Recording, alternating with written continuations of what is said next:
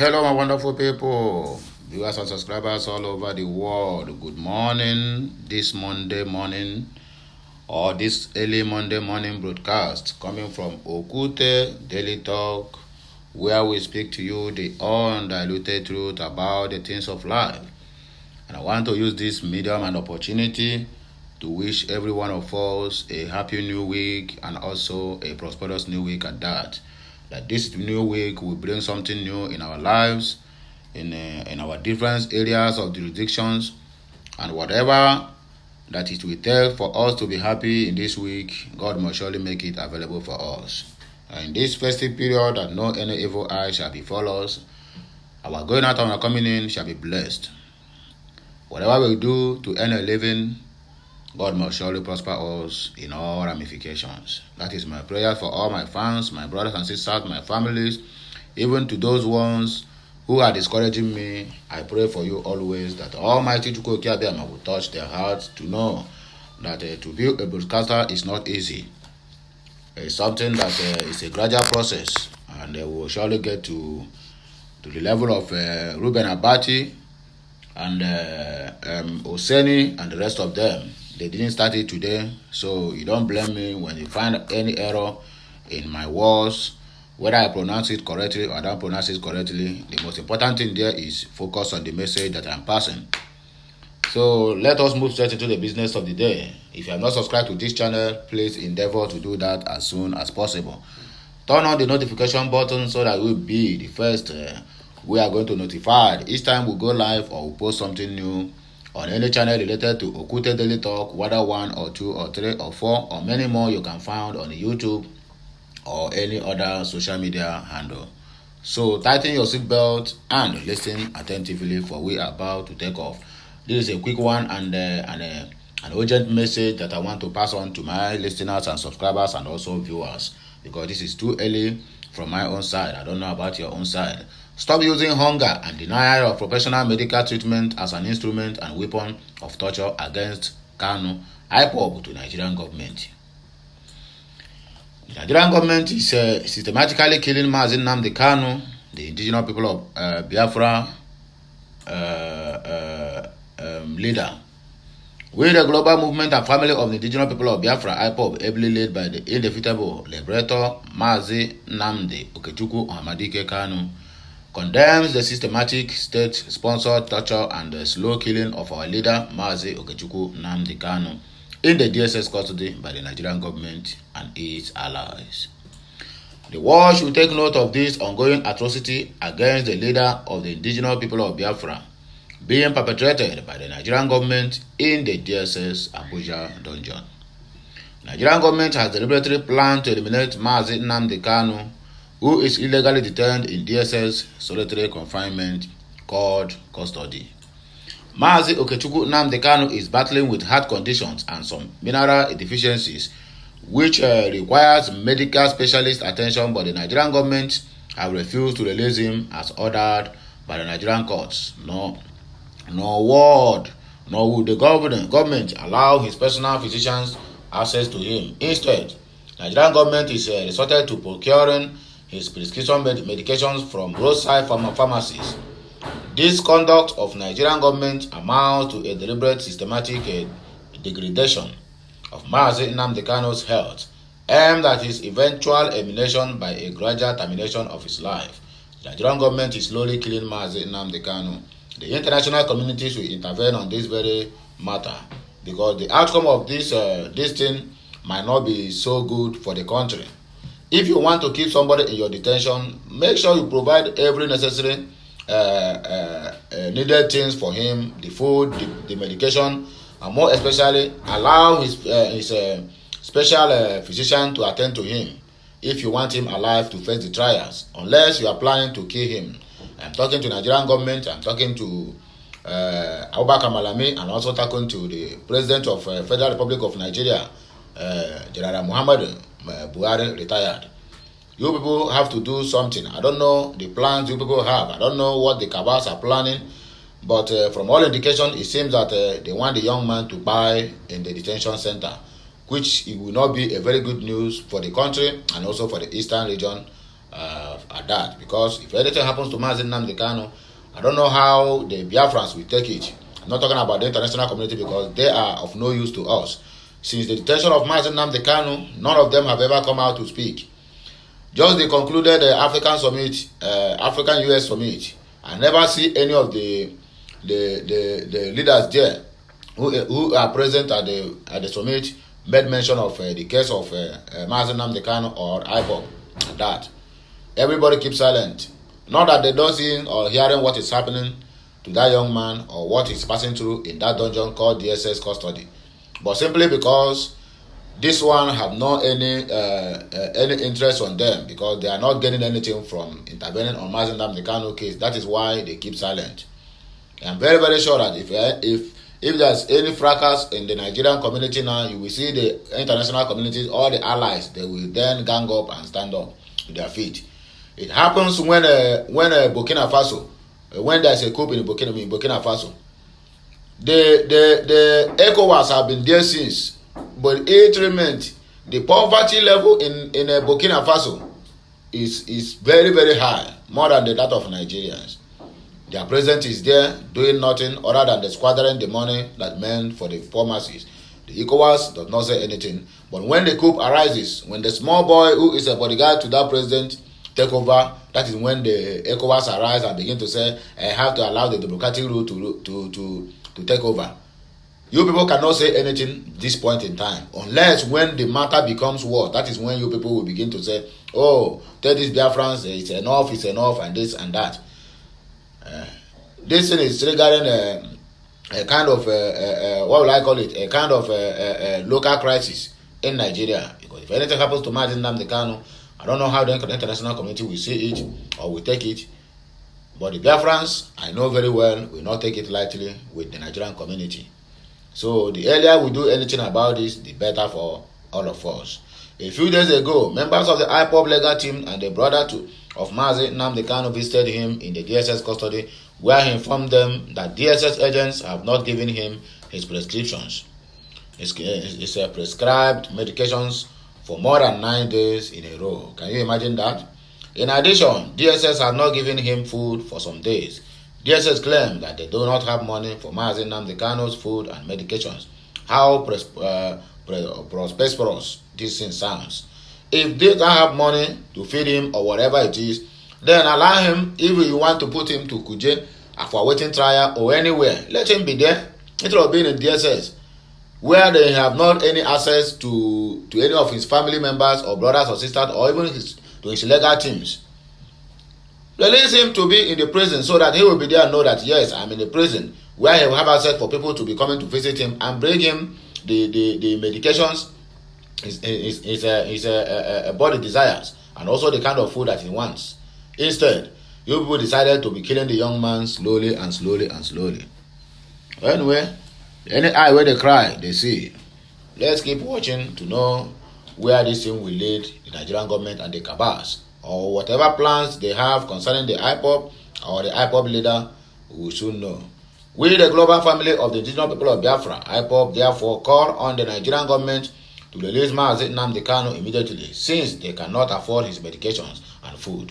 IPOB is more than capable to provide for our leader the best medical service the world can offer, and we are able to provide him any food of his choice. Having illegally renditioned Mazi Nnamdi Kanu and having him held in unlawful imprisonment, it is the responsibility of the Nigerian government to ensure that he is well fed and that he received appropriate professional medical attention. Of course, if you want him to continue the trial, you have to keep him healthy and make him to stay alive, unless you have any other ulterior motive concerning him. IPOB will not take it lightly with the Nigerian government if anything untoward happens to Mazi Nnamdi Kanu in their unlawful custody. Nigerian government must stop using hunger and denial of professional medical treatment as an instrument and weapon of torture in their futile attempt to break down our leader. We in IPOB understand the recent actions of DSS a conspiracy to systematically diminish the health of and finally kill Mazi Nnamdi Kanu by starving him of food and his prescribed medications. But we wish to remind the Nigerian government and all who are remotely interested in Nigeria to bear in mind that IPOB and in fact Biafra will wage unending wars with the Nigerian state if anything untoward happens to Mazi Nnamdi Kanu in their unlawful custody, according to the news. This is not a threat, but a promise that generations of Biafra must keep even after Biafra nation has been restored. So this is the news we brought to us this very morning. We are moving forward. We have severally called on Attorney General and his collaborators to release Mazi Nnamdi Kanu as ordered by the courts of competent jurisdictions. More so, the UN working group gave directive for Mazi Nnamdi Kanu to be released and compensated by this Nigerian so-called government. However, Attorney General Malami, the Fulani cabals in the Nigerian government, and other self-seeking politicians who control the impostor falsely parading himself as Buhari have refused to obey court verdicts and the UN working group directives, according to the news. Once again, we call on foreign embassies, Amnesty International, Human Rights Watch, and all diplomatic missions in Abuja and Lagos in Nigeria to prevail upon the Nigerian government and its security agencies, especially the DSS and Attorney General Malami, to release Mazi Okechukwu Nnamdi Kanu forthwith and to conduct a UN-supervised Biafra independence referendum for Biafrans. The Nigerian government, through the DSS, wants to kill Mazi Nnamdi Kanu by starving him of food and by refusing to give him his prescribed medications. The Nigerian government is also sponsoring criminals in the eastern region to carry out criminal atrocities in the region, which they use to blackmail IPOB and Mazi Nnamdi Kanu. This is true, and I'm a witness to that. These desperate actions by the Nigerian government agendists who want to conquer and take over our ancestral lands confirm that they are frustrated by the successful resistance to their agenda by IPOB and ESN operatives. But they should tread with caution, lest they wake up the sleeping lion, thereby murdering slave for the entire nation for a very long time. They should understand that Mazi Nnamdi Kanu holds the temporal fragile peace that is being experienced in Nigeria presently. So that is all you need to know about the news from the family, that is IPOB family, to the Nigerian government. What I will do if I am asked to step endorsing P2B at gunpoint. Aisha Buhari speaking. No, Aisha Yusuf speaking. Popular social activist Aisha Yusuf has said that she would vote for Labour Party presidential candidate P2B even if a gun is pointed at her. Responding to a question of who she will support if Obi terminates his presidential ambition, Aisha said that she will still vote for the former Anambra governor. This sounds funny. Speaking via Twitter, the activist stated that she would rather get shot than support the candidacy of Atiku Abubakar or Bola Ahmed Tinubu. Her tweet reads, "I will still vote for him on February 25, 2023, even if I have a gun on my head. I will rather they pull the trigger than support Atiku or Tinubu. I am a person of conviction. In 2019, I was the only one that voted for my candidate at my polling unit, and I stayed till 2 a.m. to guide my vote." Wow. Buhari returns to Nigeria from his 19th travel in the year 2022. President Muhammadu Buhari on Sunday morning returned to Abuja after an 8-day official trip to Washington, D.C., the United States of America, USA, where he participated in the U.S.-African Leaders Summit. Okute News report that Buhari left for the United States from his hometown in Daura, Katsina State last Sunday. The president was invited to join other African leaders for the summit by his American counterpart, President Joe Biden. While in Washington, D.C., President Buhari participated in a number of high-level meetings and conversations around the U.S.-Africa relations, speaking on critical issues affecting the Black continent, including security, climate change, transnational organized crimes, and more.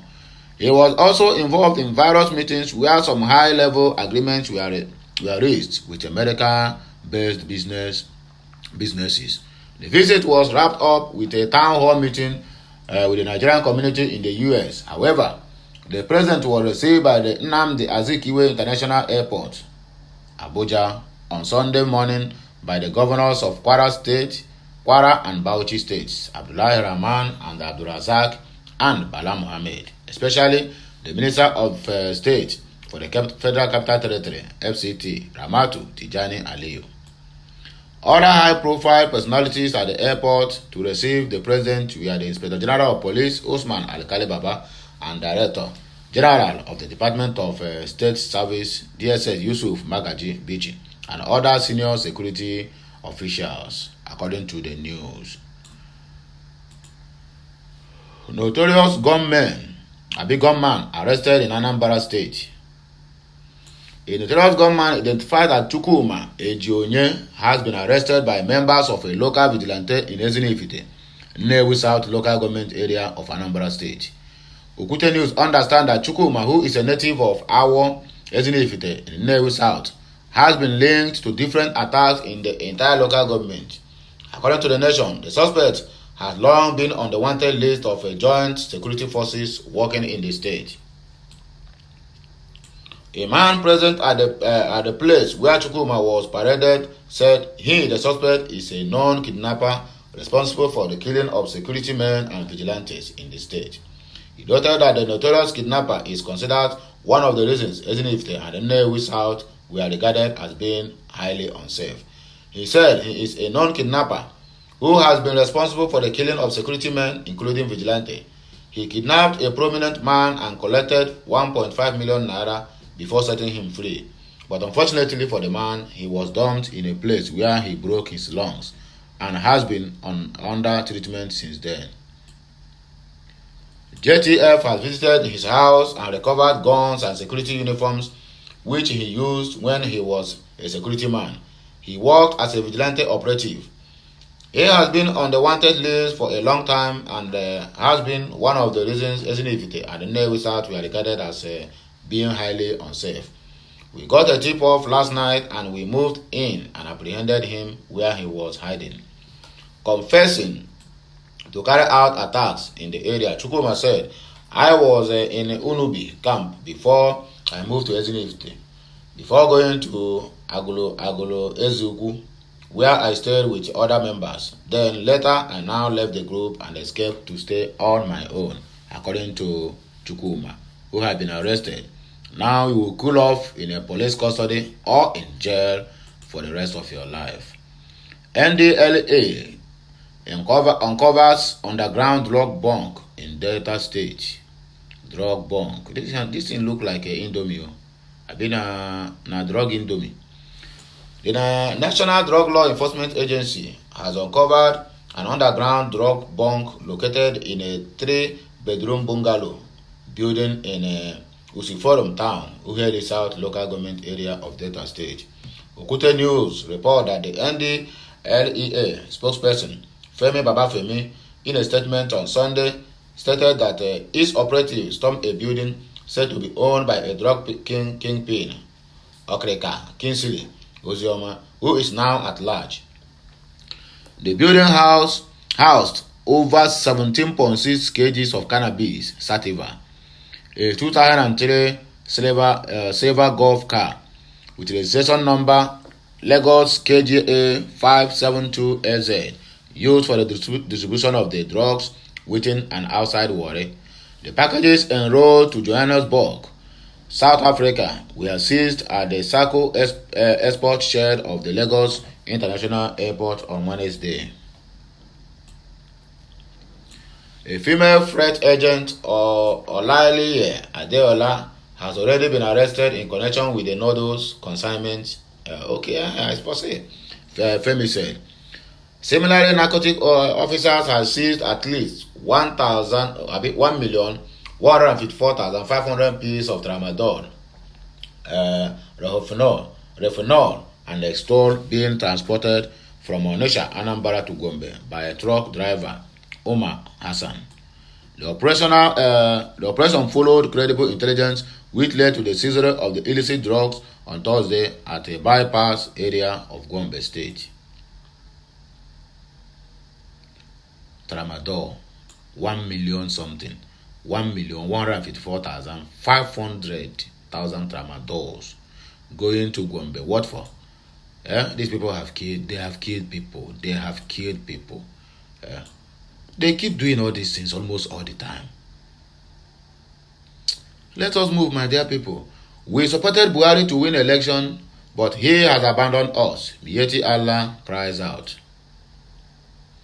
The Miyetti Allah Cattle Breeders Association of Nigeria, MACBEN, has accused President Muhammadu Buhari of abandoning them after winning the 2019 elections.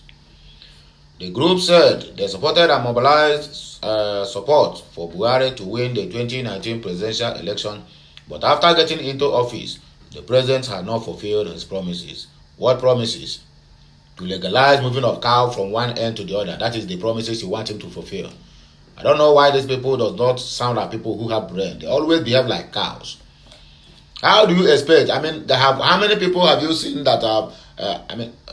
If I must ask them, when did the cow rearing become a national business? This is a personal business. Go and buy a land and use it for ranching instead of moving cow from one end to the other. That is not how they do in the more developed countries. Yet we say we are practicing government likes of UK, Canada, US, and France. But yet we don't have brains. You want him to abandon the national duties and begin to legalize moving of cow from one state to the other, whereby causing havoc in people's farmlands. On an get head, I beg. MACBEN President Baba Ngazema made the allegation on Saturday night in a chat with journalists in Abuja. He argued that both at the state and federal levels of government, huge fund is always allocated for the development of agriculture, but little or nothing of the allocation is dedicated to livestock development in particular. He said on the eve of the last election that brought in Buhari for the second time, we endorsed him, we showed the world that we are with him, but therefore, up till now, as I speak to you, nothing has been done. Okay, with your vote, only your vote can send him to that seat, or what? I don't understand. These people, can you people be realistic and reason like human beings for once? Are you telling me that only the vote of the cattle breeders are be Miyetti Allah's something, the one that make him president, that he will abandon the whole Nigerians and focus on you people? On a get brain touch, on a get brain touch for sure. Buhari has abandoned the pastoral list. This is very clear. Whether Buhari or his lieutenants, the pastoral lists have been abandoned by the government in the last 8 years. Nothing tangible, while over 500 billion naira was spent on agro money. Nothing was spent on livestock, almost nothing. Go and check all the state government's budgetary provisions, including the federal government budgetary provisions. If you see what is budgeted for livestock, you will be surprised. How much is it now? Let us know. Livestock is being neglected completely. National Livestock Transformation Plan is not the solution. Speaking further, Ngazema said the National Livestock Transformation Plan is a good initiative by the government, but is not the solution to the challenges animal shearers are facing. He said National Livestock Transformation Plan is only a model but can't cater for the actual reality because of the limited number of animals it can cater for. He said only recently the Buhari administration started implementing the National Livestock Transformation Plan, where some states have assessed the 3 billion naira, 6 billion naira funding. Some states started it. The one in Yola has started, but we see it as a project that cannot solve the problems. How do you think a livestock center can accommodate not more than 20,000 cows can solve the problem of cows in Adamawa that are over 2 million? But as a model, it is okay. We appreciate it. At least the pastoralists will see how to modernize animal husbandry. You are right. Herdsmen rejecting ranching. Speaking on why herdsmen are not embracing ranching, the MACBEN president said it is alien to them and they don't have enough enlightenment about it. Then go and study about it. Go and study about it. As simple as that. Whatever mode of ranching that it is being introduced into this country, these guys would hardly embrace it. The reason it is alien is alien to them, as it is not capturing the reason they are rearing their cows, he said. To them, the quality does not matter much. What matters much to them is the quantity. They also want to die and leave so many cows for their children to inherit. So you don't want to do ranching, rather you want to be moving cows from one state to the other, causing havoc in people's farmlands, right? On our brain need to be ascertained. I think there's something inside that brain. It's not brain inside your head. It's something else is inside that brain. Christ is bruised in Kwara, Fulani community over detention of kidnapped suspects. There is a major crisis within the entire Fulani community in Kwara State, and some members of Miyetti Allah over alleged attempt to release and terminate a criminal case against one Hado Usman Adamu and others in detention. Adamu and other suspects were arrested over allegations of kidnapping for ransom. The Miyetti Allah group have written a letter to Governor Abdulrahman Abdulrazak of Kwara State, threatening that they would withdraw their support and not vote for his re-election in the 2023 general elections unless Adamu and others were released. Kidnappers were released. Have you seen these people? Have you seen how they are? Have you seen how they are reasoning? They reason like cow. It seems like once they are being born, they'll just put them inside the midst of cow, so that because the environment where you grew up have a lot to contribute to your life and to your reasoning. You must know about this. How can you be threatening the state government that unless they release kidnappers, they will not vote for him? That means you people are into all this together. The government need to come and pack all of you and put inside the prison itself. Okute News report that the letter purportedly written by the Miyetti Allah, which claimed that it had the consent and authority of the entire Fulani community in Kwara State, sought among others the discharge and acquittal of Hado Usman Adamu and others in all the allegations levied against them. That Hado Usman Adamu and others should be released forthwith, as they are innocent of the charges against them, which are capital in nature or go into full trial. That the entire Fulani community and its members will withdraw their support to Governor Abdulrahman Abdulrazak at the next election if their demands were not met. The letter written by the Miyetti Allah group added, however, in a counter letter to the government by the entire Fulani community in Kwara State, signed by 11 signatories after an emergency meeting on December 14, 2022 in Ilorin, the body dissociated itself from the purported letter by the Miyetti Allah, describing it as a blackmail. To the dismay of the Fulani community leaders and its team members present at the meeting, the letter itself and the content came to them as a surprise, as no consent, authority and permission of any Fulani community leader or its members in Kwara State were sought and obtained before the letter was written, and it declared, the Fulani community leaders resolved that the state government should let the wheel of justice take its course by allowing Hado Usman Adamu and others now standing trial before the High Court in Ilorin prove their innocence of the alleged offense against them, as it would enhance the image of other Fulani leaders and their timing members in Kwara State who are law-abiding citizens, he said.